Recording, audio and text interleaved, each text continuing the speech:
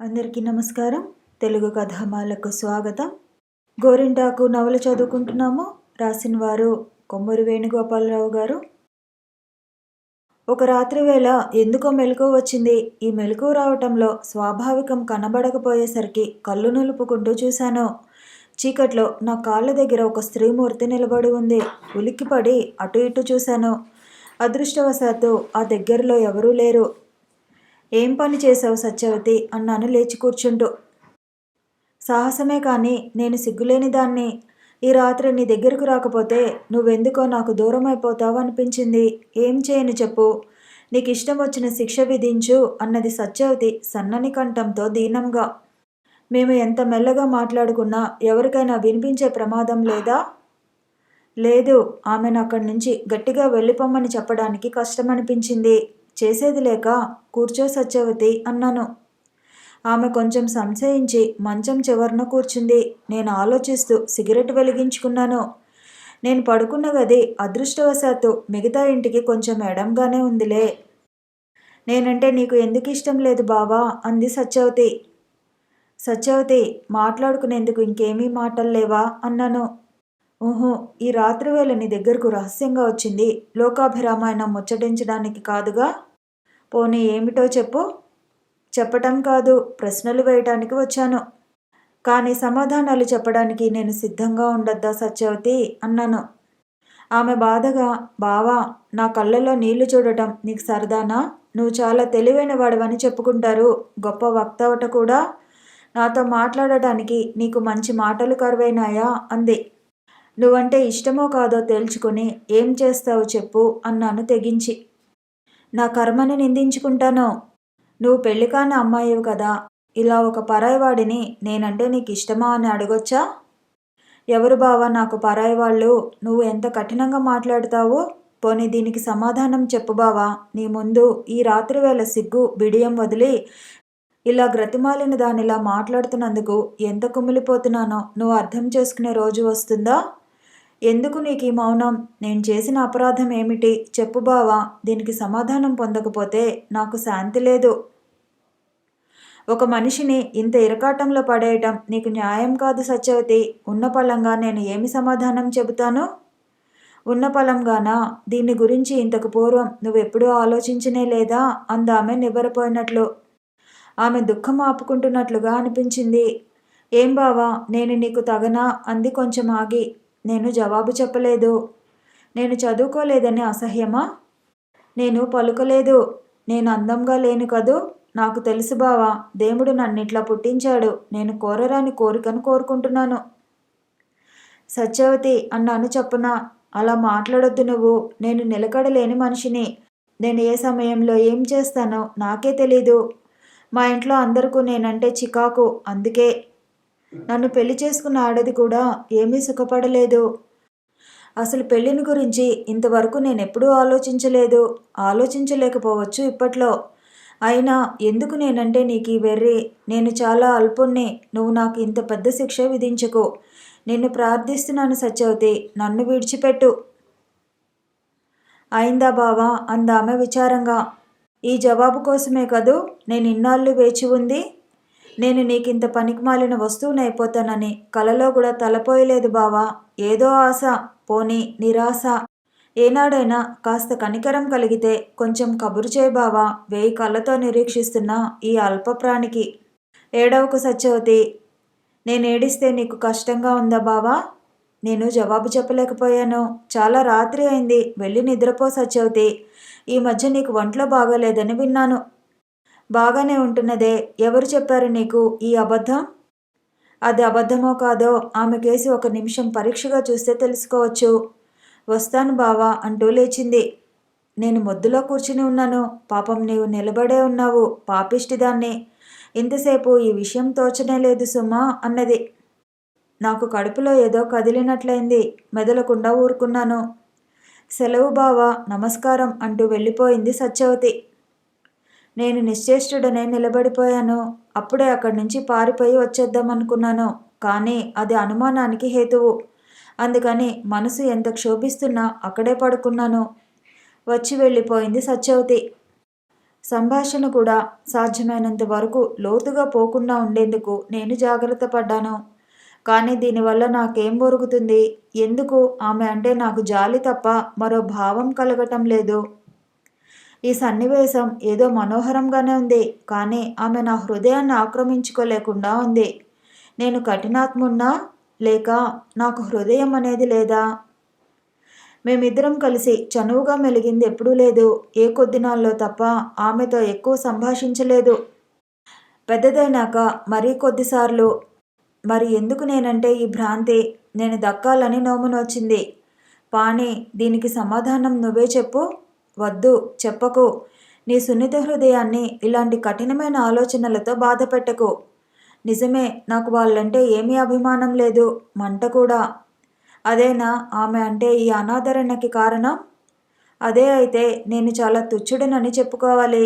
కానీ నన్ను పరివేష్టించి ఉన్న ఏదో అమానుష శక్తి నన్ను నీకు ఈ పెళ్లి వద్దు అని ఘోషిస్తున్నట్లుగా ఉంది. ఏమైనా నేను నా మనసుకి ఎదురు తిరగలేను. కొంచెం కన్నీళ్లు కారితే కారనేయి, కాస్త గుండె మండితే మండని, మతి కాస్త చెలించితే చెలించని. పాణి, నీకు చెబుదామనుకున్న అసలు విషయం ఒకటుంది. తీరా ఇంతవరకు వచ్చేసరికి రాయనా వద్దా అని సంకోచంగా ఉంది. ఎవరికో ఒకరికి చెప్పకపోతే ఆందోళన తగ్గేటట్లు లేదు. ఏమిటో పాణి, నా జీవితానికి చెత్తశకం వచ్చినట్లుగా ఉంది. అనుభవాలు మనసుని గందరగోళపరచటం ఇదే తొలిసారి. ఈ మధ్య ఒక పుస్తకంలో చదివాను, యాదృచ్ఛికంగా వచ్చిపడే సంఘటనలకు జీవితానికి అసలు సంబంధం లేదని, కొంచెం ఉన్నా అది మనసులోనే గాని ఆత్మలో కాదని.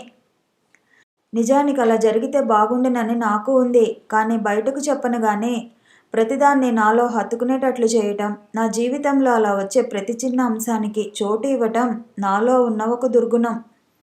నా గది పరిసరాల గురించి కొంచెం రాయనియి. ఒక మేడ మీద 2 గదుల చిన్న భాగం నేను నివసించే స్థలం. మిగతాదంతా డాబాయే. అయితే డాబాకి ఇంకా కొన్ని మెట్లు ఎక్కి పైకి పోవాలి. చుట్టుప్రక్కలంతా పెద్ద పెద్ద హోదాలలో ఉన్న వ్యక్తులు. క్రింది భాగంలో ఓ ఆఫీసర్ గారు కాపురం ఉంటున్నారు. వాళ్ళందరిలోకి నేనే అనుకుంటా తక్కువ స్థితిలో ఉంది. పల్లెటూరు బయటని, సభ్యత అంతగా తెలియని వాడిని కదా. ఆఫీసర్ గారికి ఓ 35 ఏళ్లుంటాయి. మనిషి ఎర్రగా, బలంగా, పొట్టిగా ఉంటాడు. ఆయనకి నెలకి 20 రోజులు క్యాంపు. ఆయన ఇంట్లో ఎవరెవరు ఉంటారో, స్థితిగతులేమిటో నాకు నిన్న మొన్నటి దాకా తెలియవు. ఆ మధ్య ఒకసారి ఎవరో 2 ఆడపిల్లలు వచ్చారు వాళ్ళ ఇంటికి. వాళ్ళ విషయం కూడా నేను అంతగా పట్టించుకోలేదు. మనుషుల ముఖాల్లోకి చూడటం, ఊరికినే వెంటపడటం నేను మానేశాను. ఓ సాయంత్రం నా గది ముందు వసారాలో కుర్చీ వేసుకుని కూర్చుని వీధిలోకి భావశూన్యంగా చూస్తున్నాను. పాణి, ఒంటరితనం అదో రకంగా ఉంటుంది కదూ. మనం ఏ పని చేస్తున్నా మననెవరో పొంచి చూస్తున్నట్లు ఉంటుంది. భోజనం ముందు కూర్చుంటే ఎవరి కోసం తింటున్నామనిపిస్తుంది. ఉన్నట్లుండి మన మీద మనకు జాలి కలుగుతూ ఉంటుంది. ఇంతలో క్రింద నుంచి మృదు మధుర గానం వినిపించింది. తల త్రిప్పి చూశాను.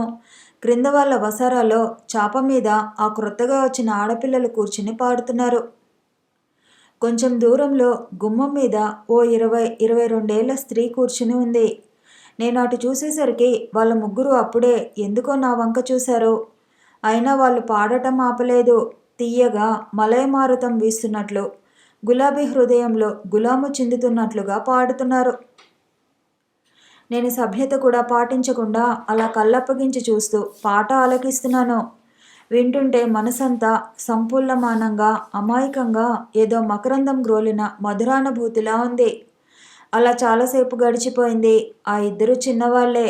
పాడేది కూడా శాస్త్రీయ సంగీతం కాదు, లలిత సంగీతమే. పాటకు పాటకు మధ్య నవ్వుకుంటూ, ఏదో చలోక్తులు విసురుకుంటూ, మధ్య మధ్య నాకేసి చూపులు విసురుతూ, మొత్తం మీద మంచి చొరవగా హుషారుగా ఉన్నారు. ఇంకా కనుచీకటి పడసాగింది. వాళ్ళు ఎప్పుడో మెల్లగా పాట ఆపేశారు. ఏదో మగతలో ఉండిపోయినానేమో. కాసేపటికి గాని ఈ విషయం తెలిసి రాలేదు. చూసేసరికి వాళ్ళ ముగ్గురు ఏదో కబుర్లలో పడి ఉన్నారు. నాకు ఎక్కడి నుంచో మళ్ళీ భూమి మీదకు వచ్చినట్లయింది. ఇంతలో నా గదిలో పనిచేసే మనిషి కూజాతో నీళ్లు పట్టుకురావడానికి పైకి వచ్చింది. ఎవరు పంచాలి ఆ పిల్లలు అని అడిగాను. వాళ్ళ బాబు, చుట్టాలండి. రేడియో స్టేషన్లో రేపు పాడాలంట, అందుకని వచ్చారు అన్నది. ఆపేశారేం అన్నాను. ఏమో బాబు, పాడమని చెప్పేదా అంది నవ్వుతూ. అన్యమనస్కంగా ఉండి ఊ అన్నాను. ఓ క్షణం గడిచాక నా పొరపాటు తెలుసుకొని నాలుక కరుచుకున్నాను. ఎంత అప్రతిష్ట! గుమ్మంలో కూర్చున్న స్త్రీ ఆఫీసర్ గారి భార్య అయి ఉంటుంది. నన్ను గురించి ఏమనుకుంటుంది? కానీ ఏం లాభం? సమయం మించిపోయింది. అప్పటికే పని మనిషి వెళ్ళి ఈ కోరిక వాళ్లకు చాటింది. అందులో ఓ అమ్మాయి గట్టిగా ఏం పాట కావాలో అడుగు అంది నవ్వాపుకుంటున్న కంఠంతో. పాంచాలి క్రింద నుంచి ఏం పాట పాడమన్నారు బాబు అనే అరిచింది. ఓసి సిగ్గుమాలిందానా, నేను బిక్క చచ్చిపోయాను. ఆ సమయంలో లేచి లోపలికి పోవాలని కూడా తట్టలేదు. అలాగే కుర్చీలో అంటుకుపోయి తల త్రిప్పుకొని వీధిలోని దీపం కేసి చూడసాగాను. సరే, ఆమె పాడసాగింది. రెండో పిల్ల నవ్వుతూ ఊరుకుంది. ఈ సంఘటన ఏదో విపరీత పరిస్థితుల్లోకి దారి తీస్తుందని అప్పుడు నేను కలగనలేదు. అసలు వాళ్ళిద్దరిని చూసినప్పుడే మర్చిపోయాను. మరునాటి సాయంత్రం వాళ్ళు అక్కడి నుంచి వెళ్ళిపోయారు కూడా. ఆ రాత్రి డాబా మీద కాస్త విహరిద్దామని వెళ్ళాను. పిట్టగోడ దగ్గర చీకటిలో ఎవరో నిల్చుని ఉన్నారు. అలికిడికి తల త్రిప్పి చూసేసరికి నేను కంగారు పడి యువతలకు వచ్చేయబోయాను. ఆఫీసర్ గారి భార్య కూడా తొట్రుపాటు పడి యువతలకు రాబోయింది. ఇద్దరం ఇంచుమించు ద్వారం దగ్గరకు వచ్చాము. క్షమించండి అని నేను ప్రక్కకి తప్పుకున్నాను. ఆమె నా ముఖం కేసి రెప్పవాల్చకుండా ఓ క్షణం చూసి క్రిందకి దిగి వెళ్ళిపోయింది. ఆఫీసర్ గారు ఊళ్ళో లేరు. ఆమె నన్ను అపార్థం చేసుకుని ఆయన వచ్చాక ఏమైనా ఫిర్యాదు చేస్తుందేమోనని భయపడిపోయాను. భోజనానికి పోతూ తల వంచుకుని మెట్లు దిగి క్రింది దాకా వచ్చాక ఏదో తోచి తల త్రిప్పి వాళ్ళ గుమ్మం వైపు చూశాను. ఆమె అక్కడ నిలబడి నా వంక కళ్ళప్పగించి చూస్తోంది. నా సైకిలు మెట్ల క్రింద ఉంది. అది తీసుకుందామని బుర్ర వంచుకుని ఎలాగో వెళ్ళేసరికి తాళం వేసి ఉంది. తాళం చెవి కనబడలేదు. నేను జేబు తడుముకుంటూ ఉండేసరికి ఓ మృదుమధుర కంఠం వెనక నుంచి వినిపించింది. పాంచాలి, తాళం నేనే వేయించి తాళం చెవి ఇంట్లో పెట్టాను. అసలే కొత్త సైకిలు. ఇంత అజాగ్రత్తగా ఉంటే ఎట్లా? ఇదిగో ఇచ్చిరా. నేను అనుకోకుండా అటుకేసి చూశాను. తలుపుకి ఆనుకుని నిలబడి ఉంది. ఆమె సుందరమైన దివ్యమంగళ రూపం వసారాల వెలుగుతున్న లైటు కాంతిలో స్వచ్ఛమైన బంగారంలా నిగనిగమని మెరుస్తోంది. స్విన్నము స్నిగ్ధము అయిన ఆమె మధుర దరహాసం చూసి నేను చెక్కితున్నై పాంచాలి తెచ్చి ఇచ్చిన సైకిల్కి తీసుకుని ఎలాగో బయటపడ్డాను. ఇంతవరకు ఆమెనెప్పుడూ అంత పరీక్షగా చూడలేదు. ఓ దేవతలా, అతీతులైన పురుషుల కోసం శిల్పి చెక్కిన ప్రతిమకు ప్రాణం పోసినట్లుగా ఉంది. ఆమెను చూస్తూ ప్రపంచాన్ని మర్చి ఎన్ని గంటలైనా గడపొచ్చు. కానీ విధిపాణి, అంత అందమైన మనుషుల్లోనూ దేవుడు ప్రలోభం ఎందుకు ఉత్పన్నం చేస్తాడో నాకు అర్థం కాదు. అసలు అందరిలో ప్రలోభం దాగియున్న ఓ చిన్నారి అంశమేమో. నిన్న ప్రొద్దున నేను కాఫీ త్రాగి వస్తూ నా గదిలో ఓ ఉత్తరం పడి ఉండటం చూశాను. అంత భయం నాకు ఇదివరకెన్నడూ కలుగలేదు. ఏదో పాపం చేస్తున్నాననిపించింది.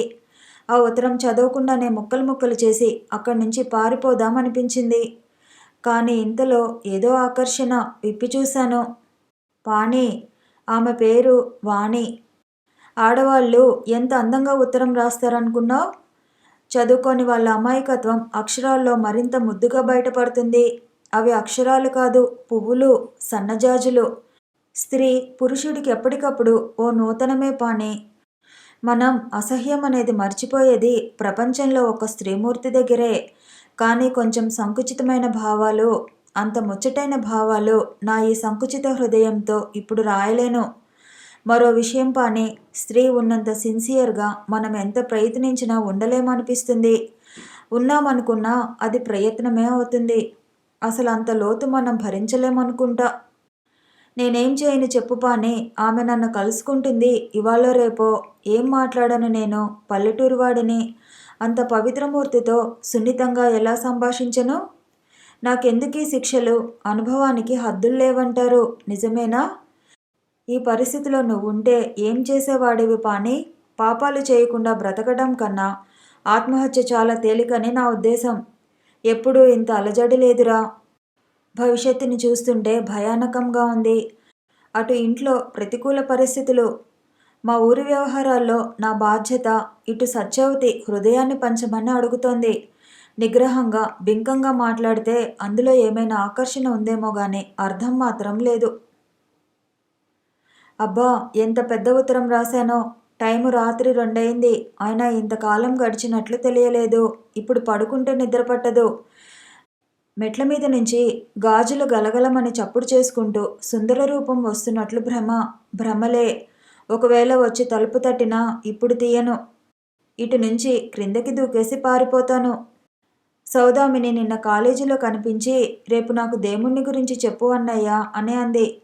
నాకు చాలా విషయాలు తెలిసినని ఆమె ఉద్దేశం.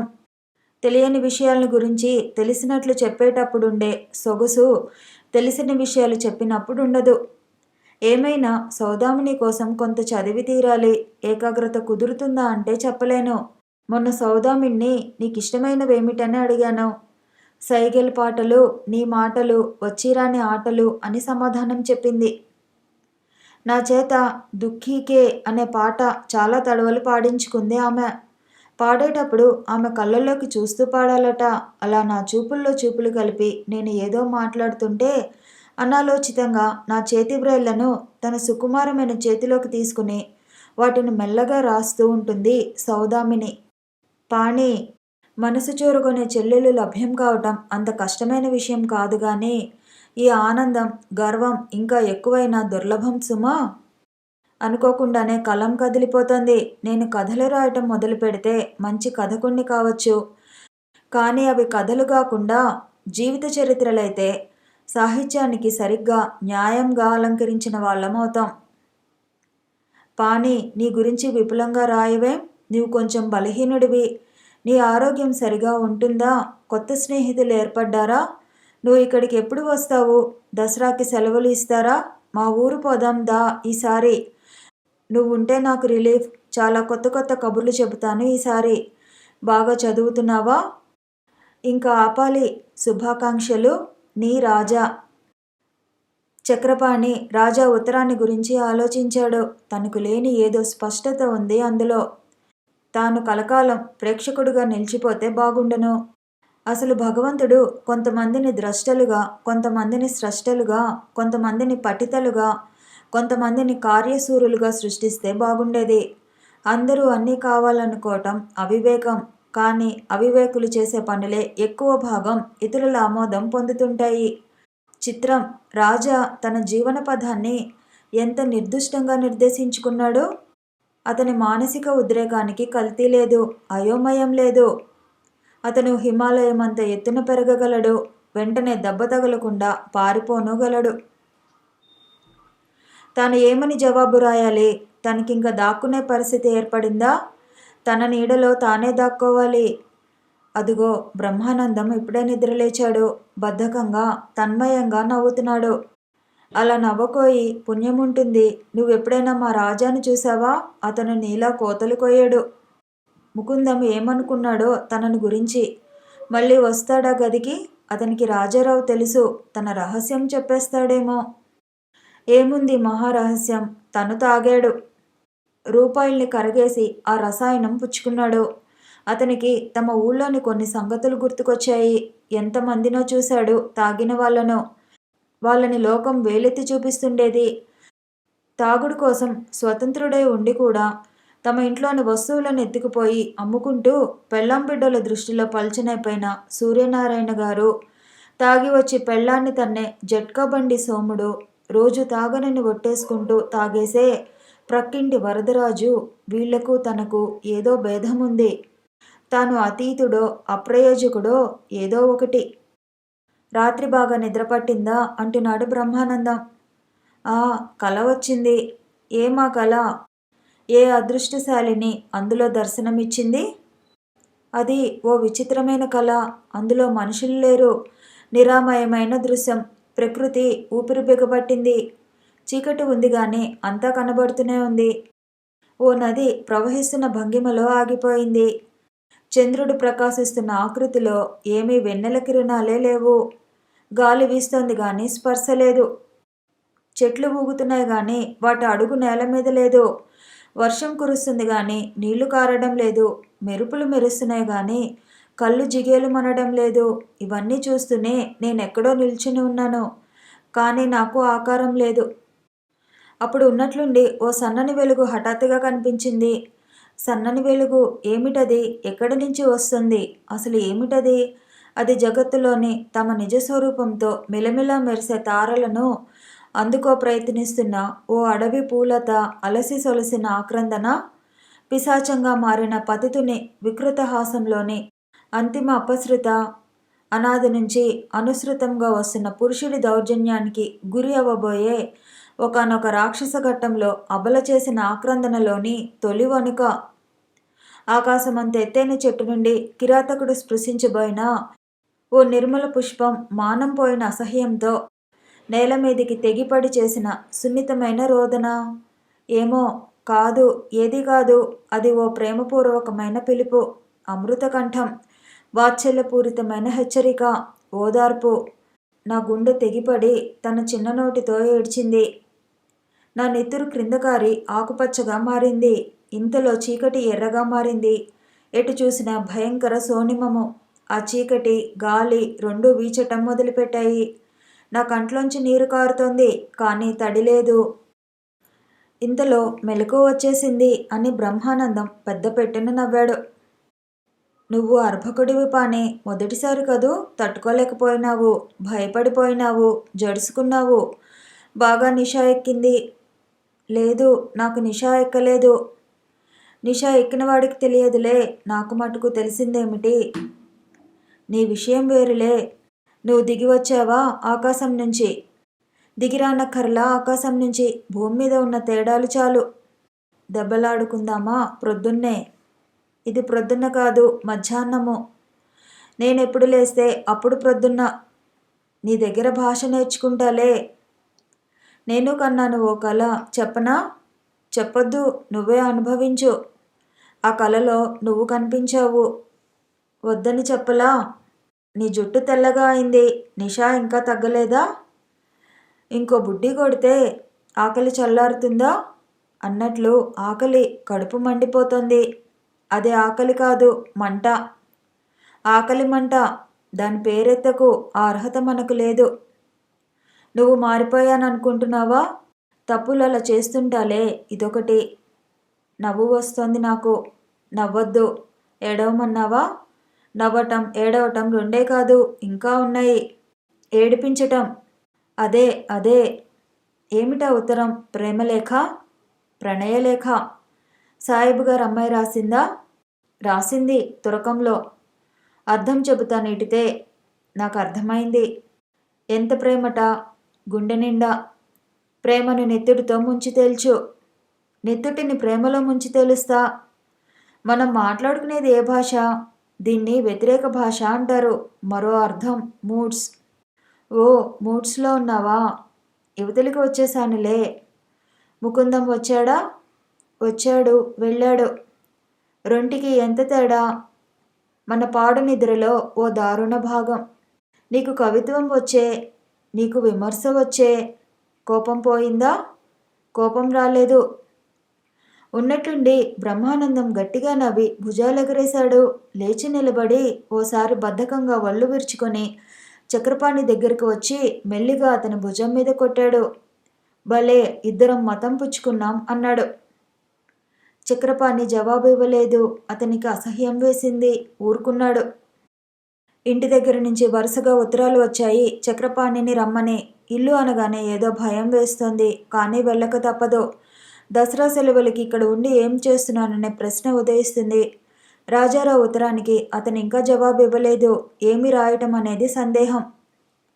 ఇంతలో అతనికి అదృష్టం కలిసొచ్చి తండ్రి దగ్గర నుంచి ఓ ఉత్తరం వచ్చింది. అతని అక్కయ్య జయలక్ష్మి ఒక మగపిల్లవాడిని ప్రసవించిందంటూ. తల్లి పాపాయి క్షేమంగానే ఉన్నారు, కానీ పిల్లాడు జన్మించేటప్పుడు బొడ్డచేరు కంఠానికి చుట్టుకొని ఉంది. అందుకని 3 నెలల దాకా పిల్లాడిని మేనమామ చూడకూడదు, వాడి ఏడుపు వినకూడదు. అందువల్ల తండ్రి జాలిగా రావద్దని మరీ మరీ రాశాడు. చక్రపాణి నిట్టూర్చాడు. తాను క్రూరుడు, తల్లిదండ్రులను దర్శించడానికి ఉత్సాహం ప్రదర్శించకుండా భయపడే దుర్మార్గుడు. బ్రహ్మానందం వచ్చాడు. ఏమిటి అలా ఉన్నావు? నాకు మనశ్శాంతి తెచ్చివు బ్రహ్మానందం అన్నాడు చక్రపాణి జాలిగా. బ్రహ్మానందం నవ్వి పద అంటూ చేయి పట్టుకుని తీసుకెళ్ళాడు. ఓ ఎత్తైన హోటల్లో ఓ అందమైన గదిలో ఇద్దరూ కూర్చుని పానీయాన్ని సేవించారు. రమ్ము జిన్ను కలిపి తాగాలి అన్నాడు బ్రహ్మానందం. తెప్పించు అన్నాడు పాని. పుచ్చుకున్నారు. బీరు తాగితే ఆరోగ్యం అన్నాడు బ్రహ్మానందం. ఎవడేడ్చాడు ఈ సమయంలో ఆరోగ్యం కోసం, అయినా తెప్పించు అన్నాడు పాని. పుచ్చుకున్నారు.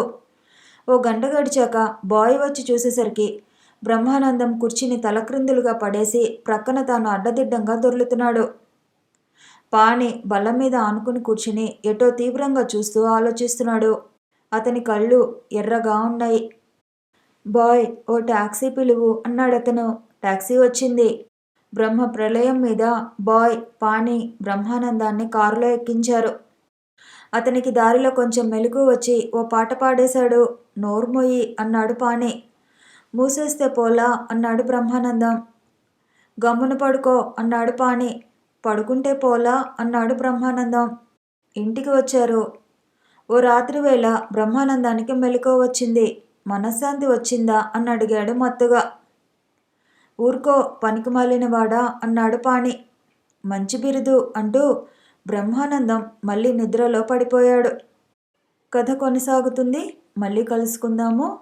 ఈ వీడియో నచ్చితే లైక్ చేయండి, షేర్ చేయండి, కామెంట్ చేయండి, ఛానల్ని సబ్స్క్రైబ్ చేయండి.